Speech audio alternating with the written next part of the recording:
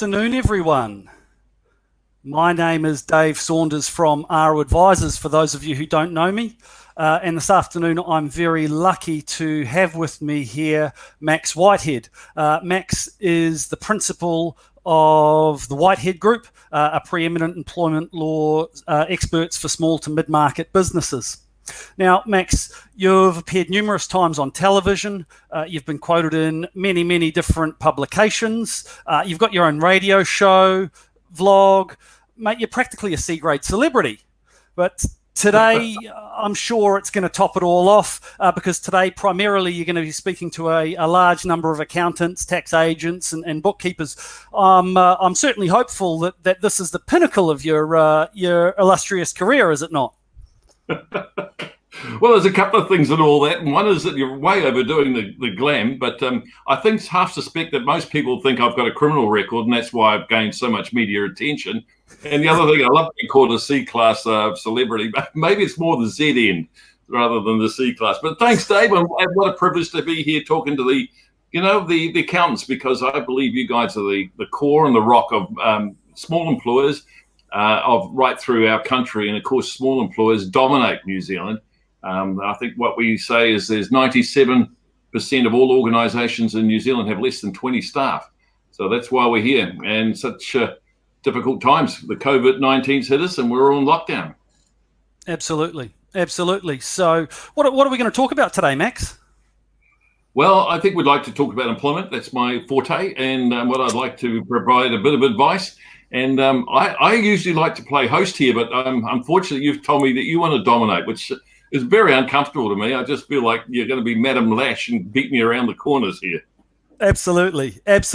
And for everyone watching at home, and I do sincerely hope you are watching at home, because that's certainly where I am. Look, it is a very serious topic that we're going to be talking about, and we are aware that this is a pretty rough time in New Zealand's economic history. But at the same time, and we mean no disrespect by it, we are going to try and have a bit of fun as we talk about this, aren't we, Max? Dave, yeah, look, I've just got an update for you as well. 1,728 cases in New Zealand, 76 new cases today. There's another one probable. 63 have recovered, 12 are hospitalised, and 3 have been discharged from hospital, or will be discharged from hospital soon. So it's hitting us, it's no doubt about it. And the other interesting point is the 455 in total cases. 26% of those was passed on by people being interfacing with people who already had the virus. So it is it's passing on through others. So we need to be very vigilant through this. Yeah, and hence why we're all working from home. Yeah. Now, we have prepared for this a little bit on the fly, Max, and so I thought we'd run today as a Q&A session. I've gone around a bunch of accountants, got a number of questions, done my best to anonymise them, and my thought was we'll just work our way through and see how far we get.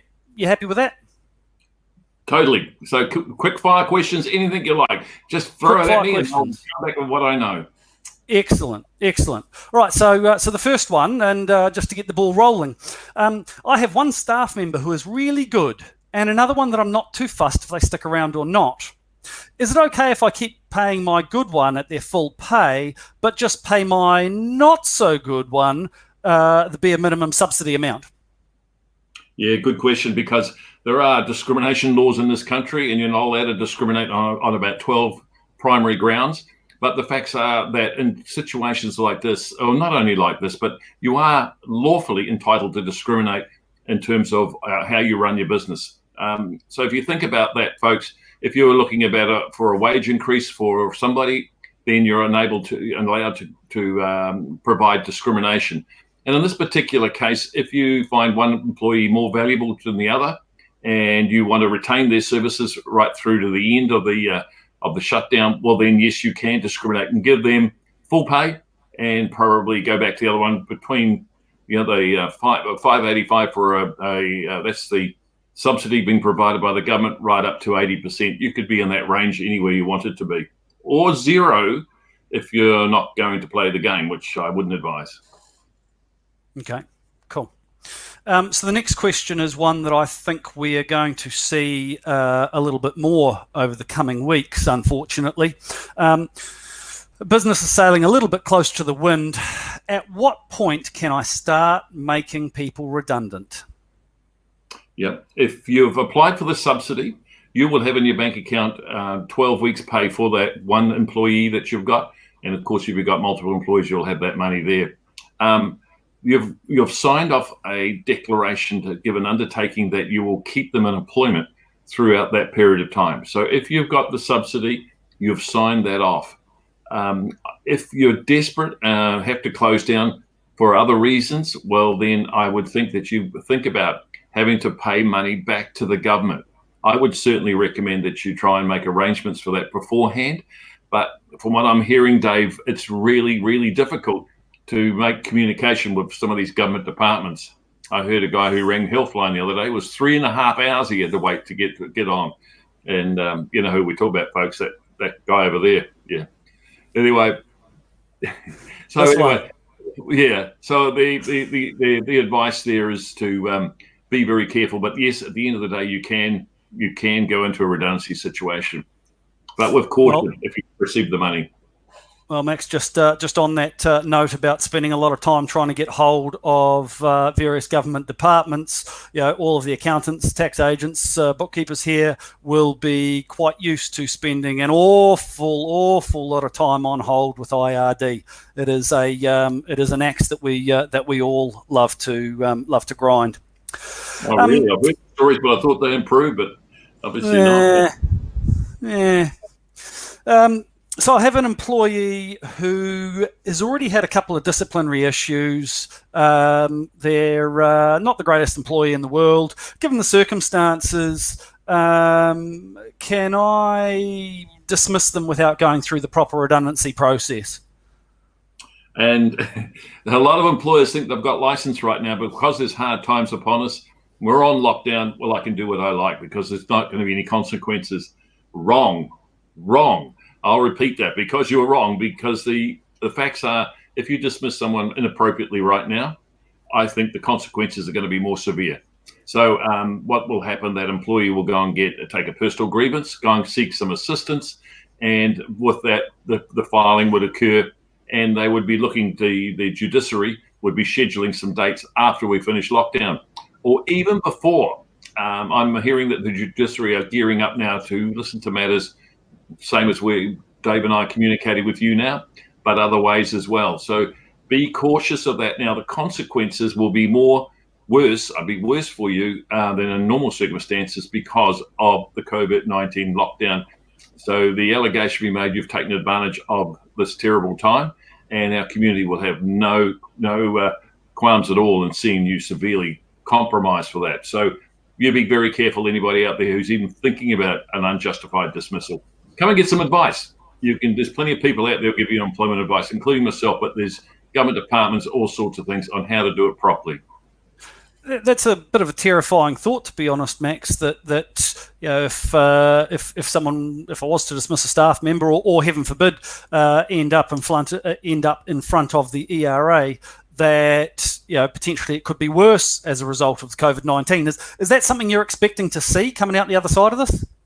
Oh, absolutely. I think the government have made a call on this. This is really, really unusual times. It's like wartime. But they said when they particularly put that money out there and to help employers to be retained in employment, this is on a high trust level. So there's a big signal in that alone, saying the government's entrusting you with this money. We're entrusting you to treat it respectfully, and we're trusting you to keep your people employed. If you grab the money and dismiss somebody, I would think you're up for hefty penalties for this. If not, I would mind betting they may even pass laws on this, because already the government are indicating that they're pretty miffed about people breaching the lockdown. And I believe I've just read a few minutes ago that 3 people have already been arrested. And I think there'll be severe consequences for them people, for they're not respecting the lockdown, for them for not doing the employment stuff when the government have been so generous with our money. But if they had, then it's certainly going to be hefty consequences, I think. Well, it's certainly it is the taxpayers who will be footing the bill for all of this. You know what, Dave, I've got a lot of questions for you after this, because there's a lot of questions in relation to money. So I'm talking to the people out there who are probably inundated with people making inquiries from you. Certainly accountants. I feel it. I'm under strain. My phone doesn't stop with people making inquiries. And I would imagine you'll be going through the same. So hopefully today, Dave's asking me the right questions. You can go away fully equipped and confident that you've been guided well. Hopefully. On to employment contracts. The employment contract I use for staff has a force majeure clause. Given the circumstances, can I use the pandemic in the same way that the insurance companies do to essentially nullify my obligations to my employees? Is that doable? Putting aside the moral questions, is it conceivable to do it? Yes. That clause, in my view, will be enforceable. So if you've got that clause within your contract, then you could sever your employment, your employee's employment, utilising that clause. Under just for those that are not sure what this means, that the clause is put in place for natural disasters. So probably this wasn't predicted to be a natural disaster, but say there was an earthquake or something like that. These clauses have been put in, particularly after the Christchurch situation, so that an employer no longer has to pay an employee, can go through and manage it. Basically, the employer has to be in a situation where they can no longer function.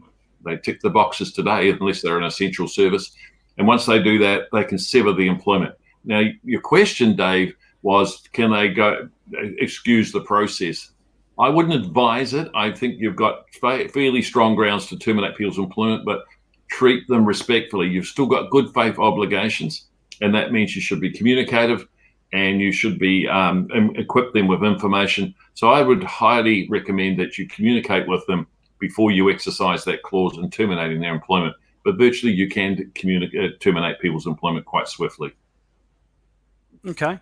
And look, again, I would imagine that different contracts are worded in different ways. Is there any clues as to, if for example, it stipulated a natural disaster? Do you think that the ERA is likely to view the current pandemic as a natural disaster, or would it actually have to clearly stipulate pandemic in order to hold any water? Yeah, that's a steep one, but I would think it would be deemed a natural disaster because it's not man-made. It's something that's occurred in our society. It's created by nature, I would think, although some people blame other things. So you've not been reading the same conspiracy theories as me, Max. Yeah, well, no, you're an accountant. You don't have conspiracy theories. You guys deal in facts and facts alone. So my thoughts, David, to answer your very smart, very good question, I've got to say, is that I think it would fall within the definition. But again, these things have got to be tested. And I would think you're fairly certain to be okay to say natural disaster. Now, getting back to the clause, and you're very smart very right to say, the wording of them. Each clause can be different. So I would advise that you perhaps seek a second opinion. It doesn't have to be me, it could be another accountant, whatever, but before you exercise the dismissal, because the consequences can be quite swift if you haven't done it right and you've actually inappropriately interpreted it. One more thing, I have read some pretty clumsy clauses in my days, and but people think that they've actually got a bulletproof clause, and some of them have been worded so badly, so it would pay you to get them checked. Yeah, and look, I'd say that for anything to do with terminating someone's employment, it's certainly with my very limited knowledge of it, it's an absolute minefield, Max. So it's the sort of thing I'd certainly want to be taking advice on. Yeah, yep.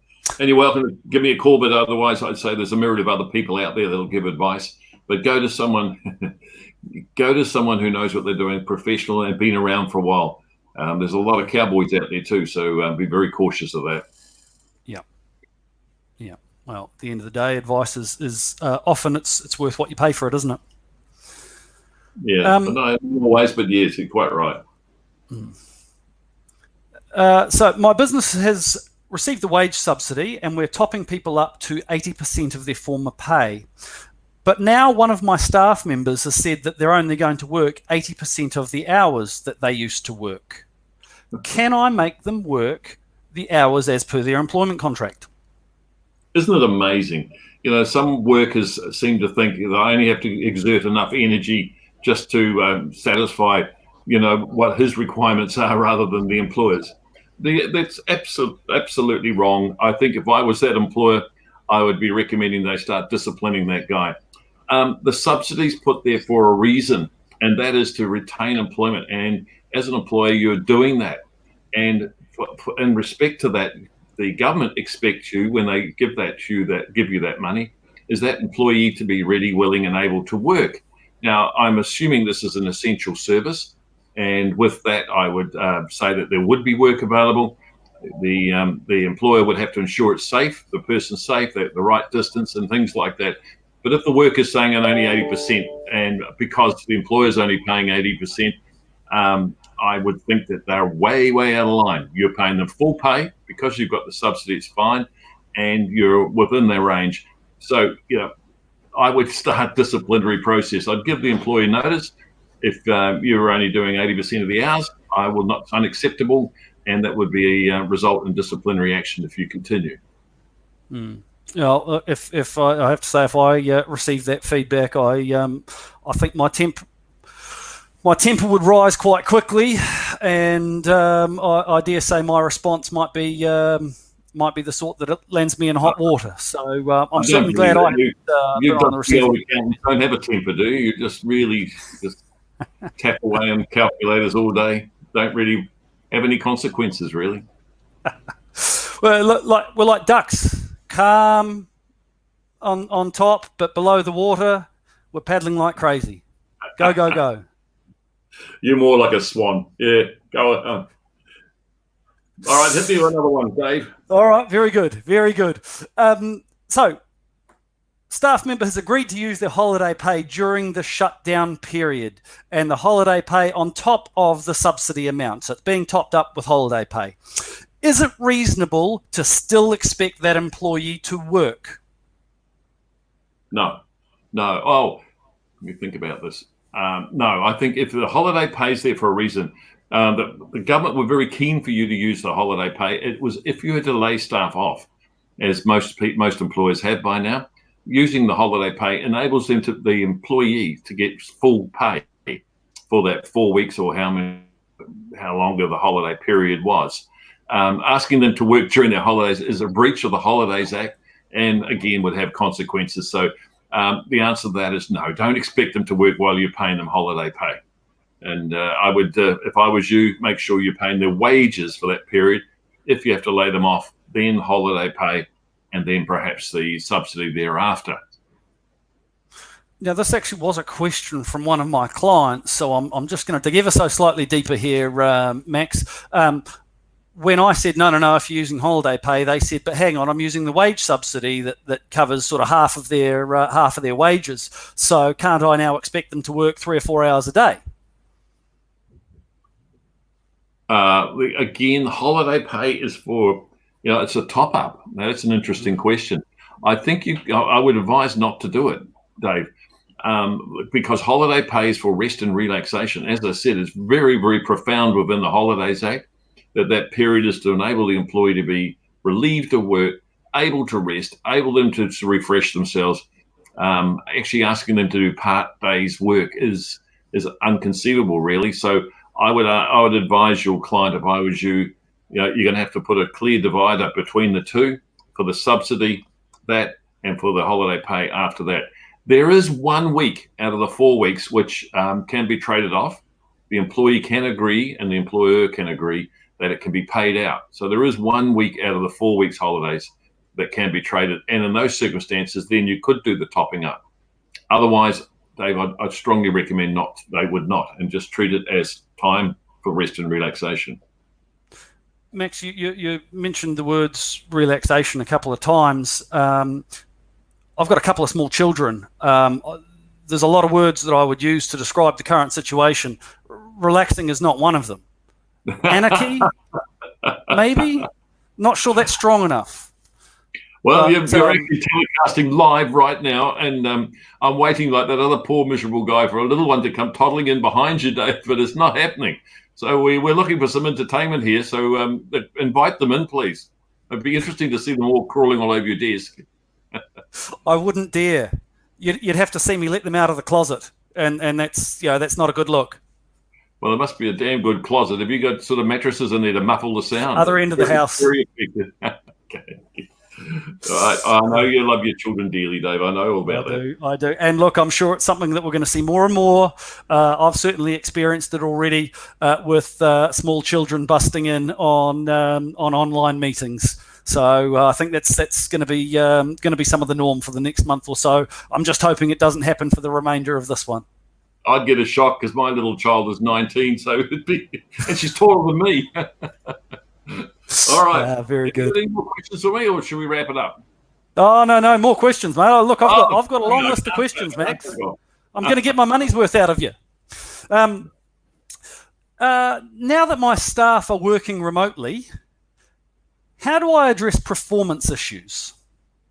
Yeah, and this is a common question, and it's a lot. But working from home now, I would think if this lockdown is lifted very soon and we all go back to work, I think a lot of people will be working from home almost more regularly than we've seen before.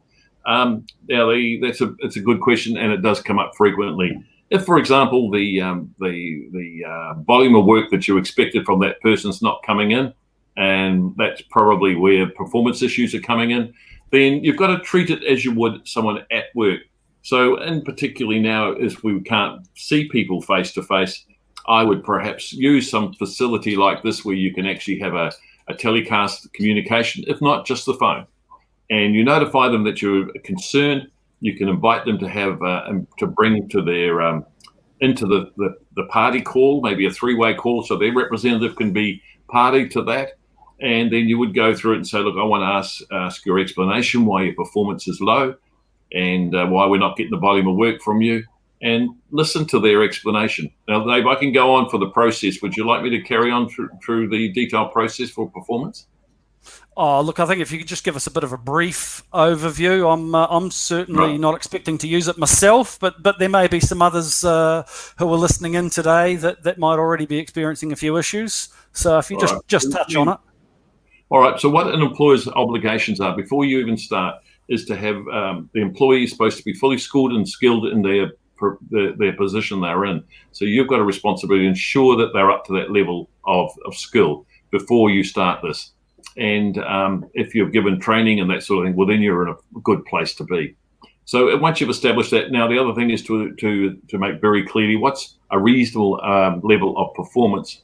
And so you ought to have some measurable definition of that and saying, well, this is the sort of work that, Dave Saunders puts out. Max Whitehead, you're way below that. So we're deeply concerned. So I want your explanation for that. So 1, you set the standards. 2, you ask them for a meeting. 3, you ask them for an explanation of why they're not performing. Provide them examples and just clear factors. The volume of work's not very. What can you explain why? And I would advise you then take notes, go through that process, and at the end of the day, you've notified them already. This potentially could end up in a warning. If you're dissatisfied with it or they've given you a reasonable explanation, go off and investigate the explanation. Then come back and say to them, look, unfortunately, we don't accept your explanation. We're going to move to a warning, and that we're getting a written warning, and we're going to come back and review in another 2 weeks or a month's time. And if the performance is still low, you'll be on a final written warning. And thereafter, if that's still after that period of time, it's not good enough, then we'll be having a meeting to talk about should we go into dismissal.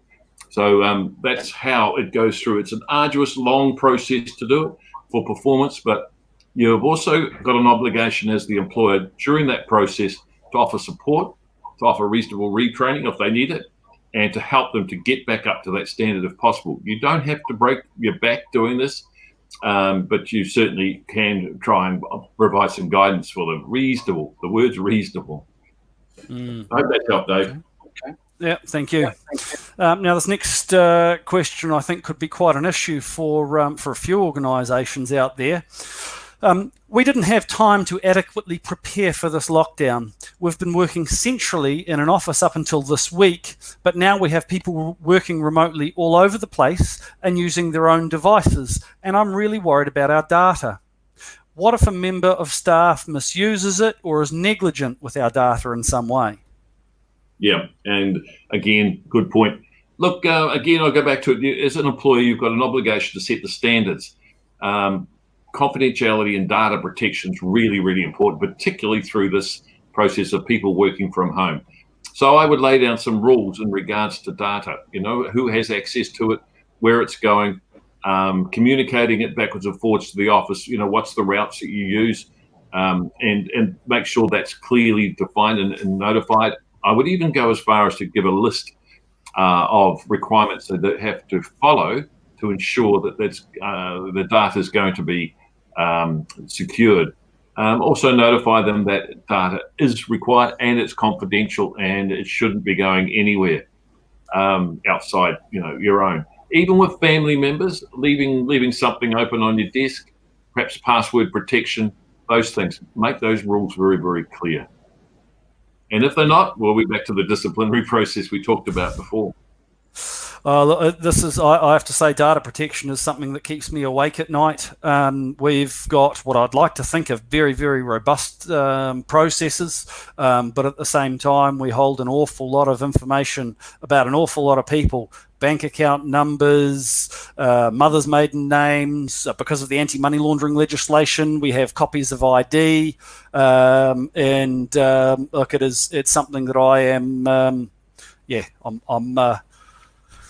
It's the biggest concern. I agree. I entrust with my accountant everything. They even have access to my bank account. So you're right, and it's a big load to carry for accountants. So I would think your question is actually right on target there. It's frightening for us clients to think that you might be reckless with it. So I think it's a good question, Dave, and I hope that whoever's watching this who's an accountant will go away and actually review what they've actually notified their staff with. It's worth spending a half an hour to an hour. Type it up, send it out. This is the rules, guys, and I want you to keep it. And keep a note of it for me. If there's any consequences and you need some enforcement, then you can come back to me with that. Yeah, very good. Can staff use their sick leave during lockdown? And I think this question, what they're meaning to ask is, can they use their sick leave to, for example, top up their wage subsidy or sick leave in lieu of ordinary pay? It's an interesting question because sick leave has a definition. It's when people are sick. But I see the government are encouraging, again, the rules are being bent here, people to use their holiday pay and their sick pay. So if they're prevented from coming to work, they could possibly use their sick pay.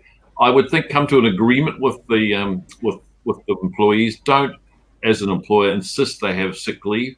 You can offer it to them, and that will give them 100% of their pay if you do use sick pay. But be very cautious of it. If you do, I think you could possibly use it, but provided there's an agreement to be used, because there's only 5 days a year, and it's. I always think sick pay is like an insurance policy for you, and something you can use later on if you're genuinely sick, when you really are sick. But, these are harsh times. I'm getting so many calls of people who are saying that I can't even survive on the $585. I got, 6 people in the house I've got to keep, and it's not enough. So I think, being able to provide them sick pay would be greatly appreciated by those individuals. Yeah, absolutely. And so when I throw a sickie tomorrow, I can just say Max Whitehead said it was okay. I know you're boss, young fella, so you behave, all right? Remember, I can help out with disciplinary processes.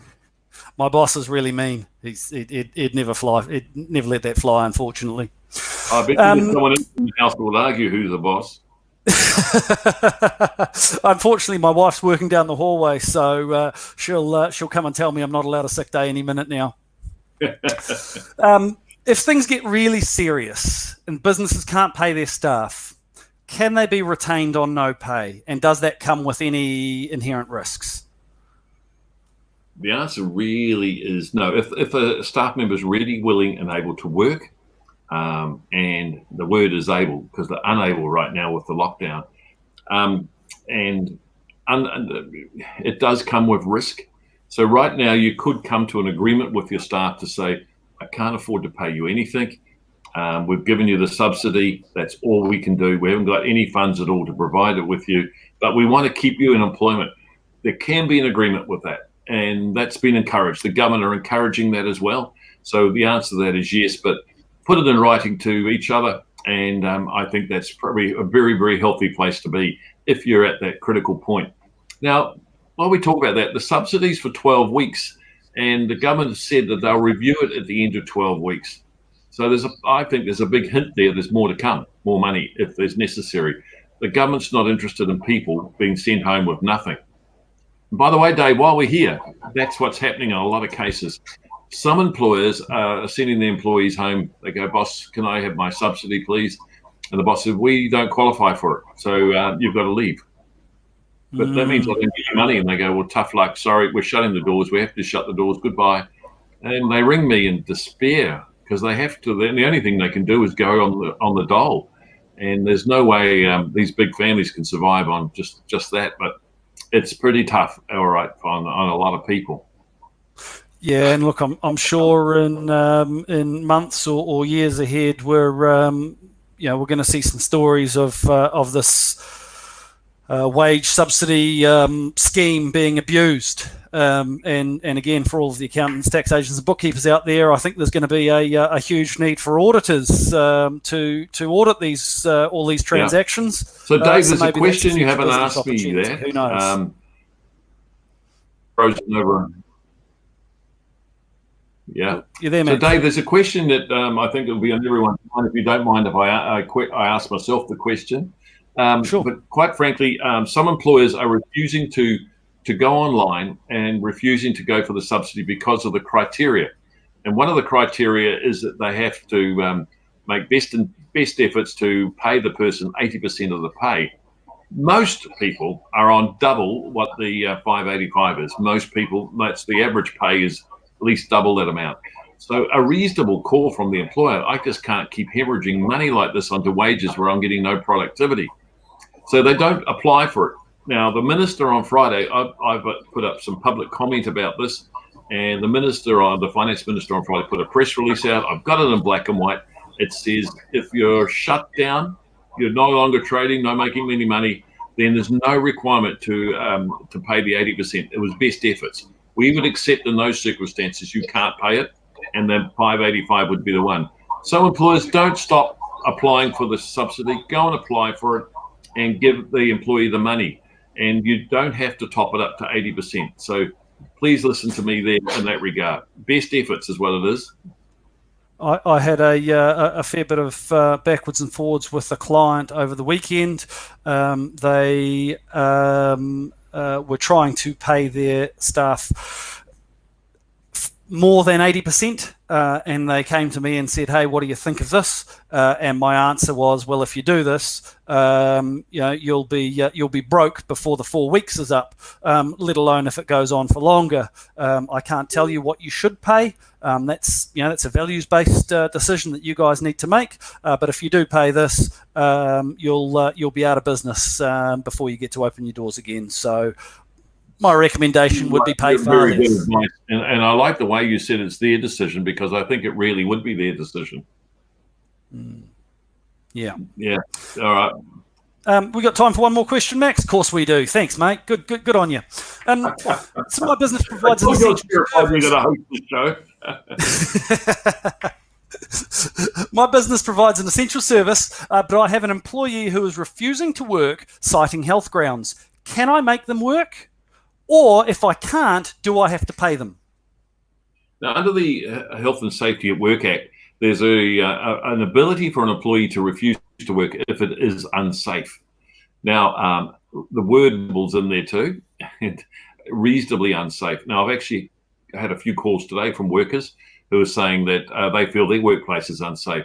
And it's a matter of definition, because if the employer's gone to reasonable steps to make sure you're safe, and they're acceptable, I think that employees would not have the rights to refuse to work.